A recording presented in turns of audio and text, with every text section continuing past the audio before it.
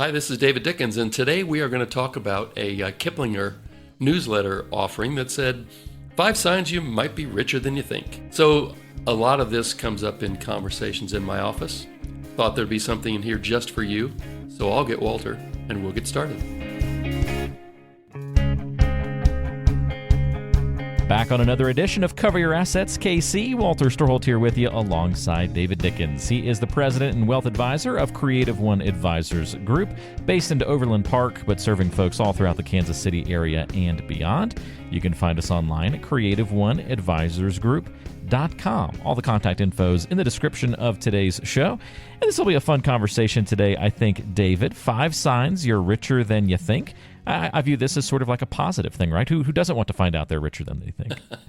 Exactly. And, rich and wealthy, those are terms that get thrown around a lot. And most well-off people don't think of themselves as rich. So, this is kind of geared more, I think, toward the 30, 40, 50-year-olds who are doing things right and maybe aren't giving themselves enough credit. So that's we're going to unpack this a little bit, and I think it ought to be fun. I like that. Well, we'll dive in here in just a moment. But first, how's everything else in life going for you? Everything's going great. I give a little shout out to my mother. She turned 94 a couple of weeks ago. Congrats. That's awesome. And she is just killing it.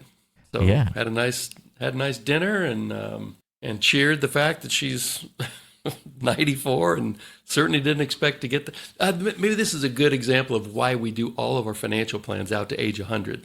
Because, when you're 65, your life expectancy is then 84 for males and 86 for females, but sometimes your genetic pool takes you a lot further. Anyway, she's doing great, and we had a really nice, I see her every couple of weeks. We try to get out for dinner, and so it was really fun. That's awesome. Well, I'm glad that she had a great birthday, and things are going so smoothly and well for her as she gets into the 90s. And, she'll be closer to 100 than 90 before you know it. So we did laugh about that. Your point is, people talk about that when they are in their 30s, right? Like, oh, I'm closer to 40 than I am 30. But it's totally more dramatic, I think, when you say I'm closer to 100 than I was 90. That's a pretty cool, humble brag moment, I think, the kids will say. laugh about that next year at her birthday dinner. That's right. That's when it'll be official. Wonderful.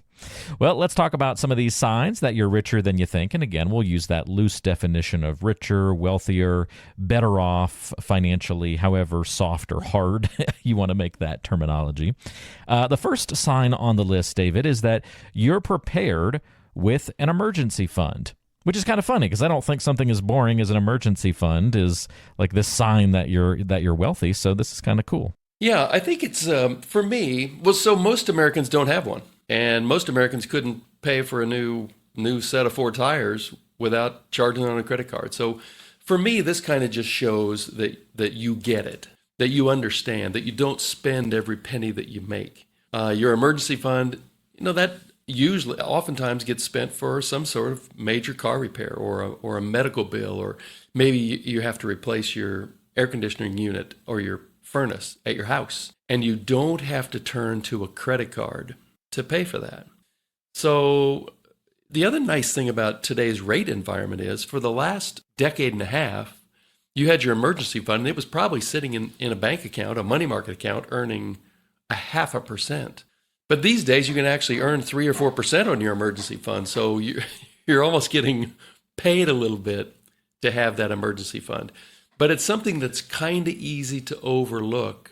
But when you run into a person in your office and you ask the question and they go, oh yeah, I have that set aside, you kind of get a little smile on your face and say, okay, this person gets it. I like that, and it makes a lot of sense to when you kind of zoom out and put it into that perspective. So if that's an easy target for somebody, if they're not feeling like, oh, I need to be better off, I need to make some changes, this is a good place to start, it sounds like. It's a great place to start. Yeah. Okay. Excellent.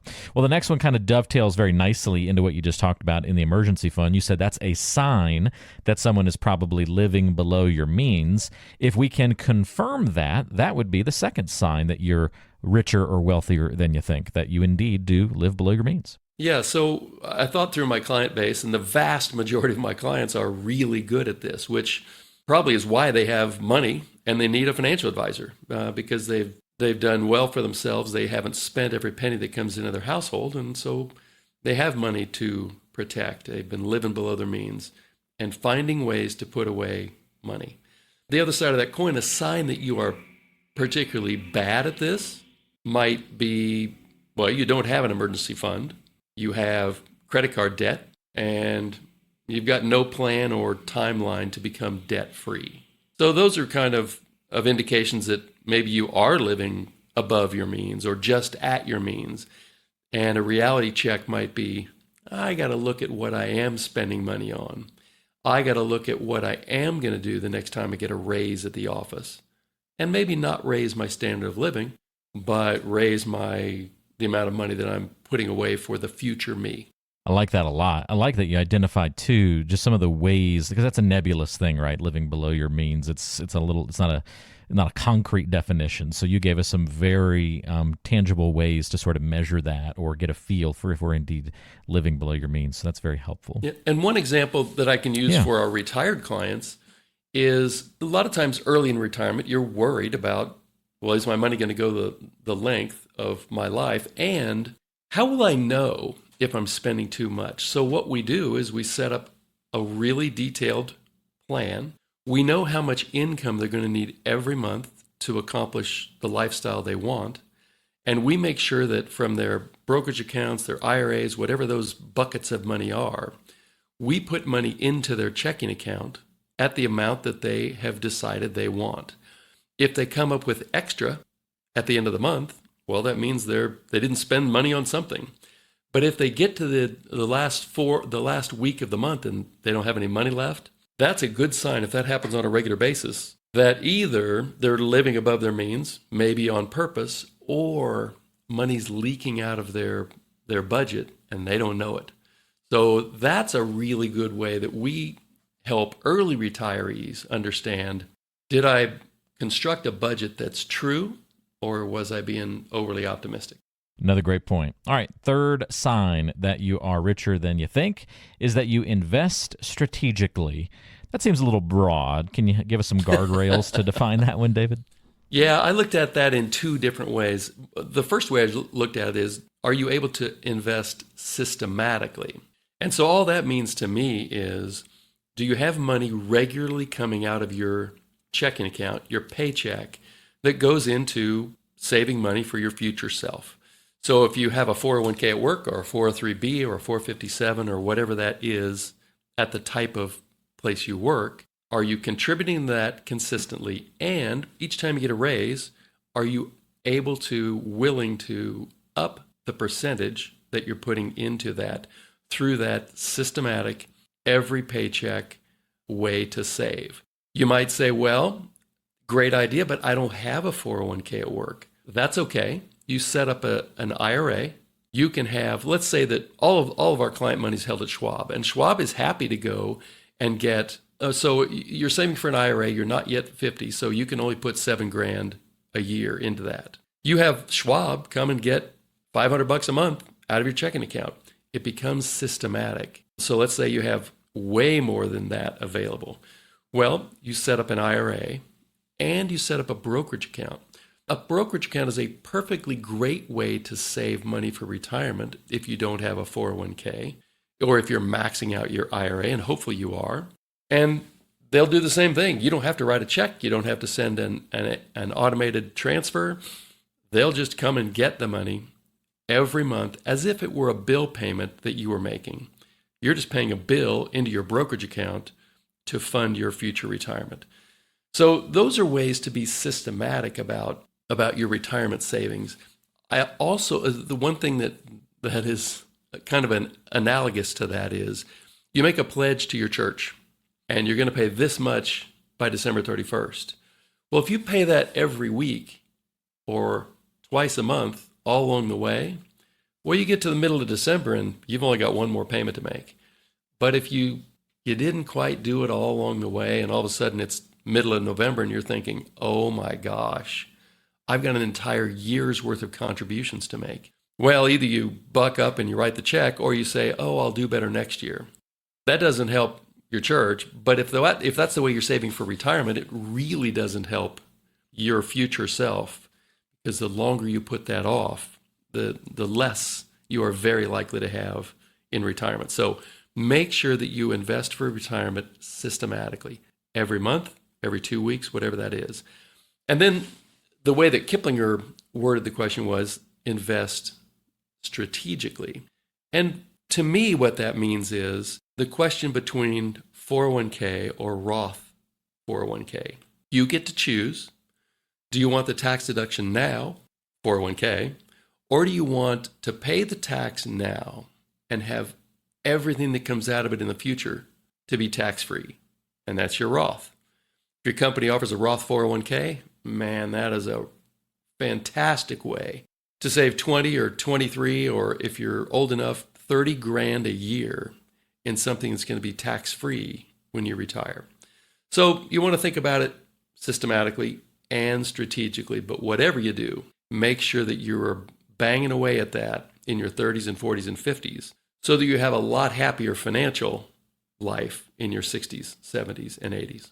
All great stuff. By the way, if you've got questions as we go through the episode today and want to talk to David and his team about better planning for retirement and your financial future, addressing some of the deficiencies that might be in your plan, where are those gaps, discovering them and solving for them, all you have to do is get in touch. You can do that by calling 913-317-1414 or book a review of your planning process by going to creativeoneadvisorsgroup.com. Contact information, again, in the description of today's show to make it easy on you to find. We're talking about the 5 signs you're richer than you think. 3 down, 2 to go. The fourth one, David, is you have multiple income streams. Sounds pretty nice, but maybe harder for some people to execute than others. Yeah, that's kind of what you do in your spare time, frankly. Or, you take a little risk with some of the money that you've set aside, not in your 401k. So when I was in my early 30s, I used to do my taxes by myself for the first maybe 10 years I was working. But then we ended up getting a rental property, and I thought, I really need a CPA. And what this guy, George, told me early on, and it's stuck with me forever, is he said, David, you need to find ways to make money while you sleep.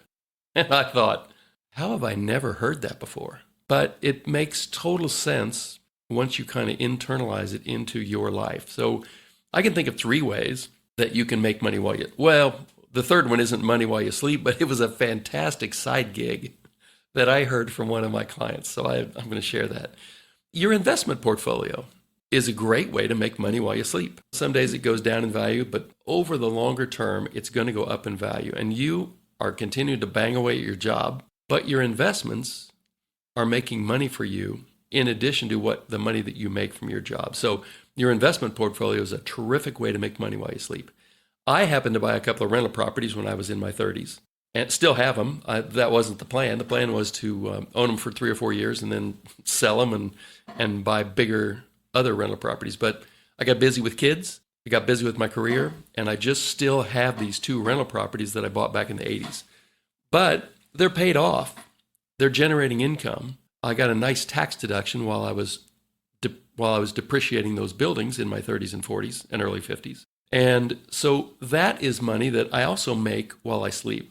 I get the rents, and the properties have been paid down over the years such that now they're owned free and clear, which is a nice additional asset for us to have in retirement. I've got a couple of clients who are doing the same thing, systematically buying rental properties. I have one client who buys duplexes.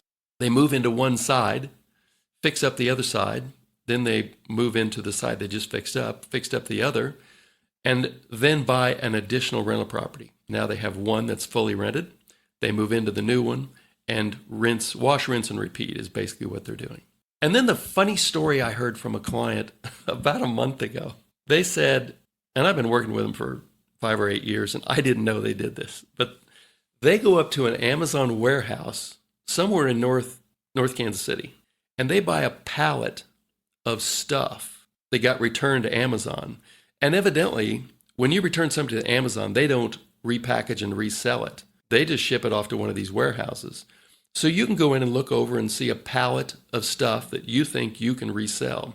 And what these people do is they put this pallet on their pickup truck, take it back to the house, they sort it, and then they resell it on Facebook Marketplace. Wow, that's kind of cool. And it was amazing the amount of money they told me that they made last year doing this. The stuff on the pallet comes for way pennies on the dollar. And if you sell something for 50 cents on the dollar, well, you just made a good amount of money. So it's a little bit of effort. You got to have a place at your house to store it. But I was entertained to no end when I heard, and these people are retired. It's not like they're in their 40s with a lot of energy, but they have a lot of energy to do this, and it was pretty cool. Neat. And if you set up a couple of good systems, you're in pretty good shape there, right? It's just like anything else in life. Yes, you would definitely have to systematize it. But they got into a rhythm, and now they do it on a somewhat regular basis. So good for them. And then this is a little off track, but I have a number of clients who get 2 Social Security payments and a pension. A couple of those are teacher households, and another one's a government guy. And they live 100% comfortable on their 2 Social Securities and their pension. And all the money they saved up for retirement is just extra. Now, it's a big, nice pocket of extra money if they were to have a serious problem. But 2 of them are currently in required minimum distribution age, so they're over 73. And they're like, we get to October, November, and they go, well, guess it's time to take that required distribution, but I don't know what I'm going to do with it.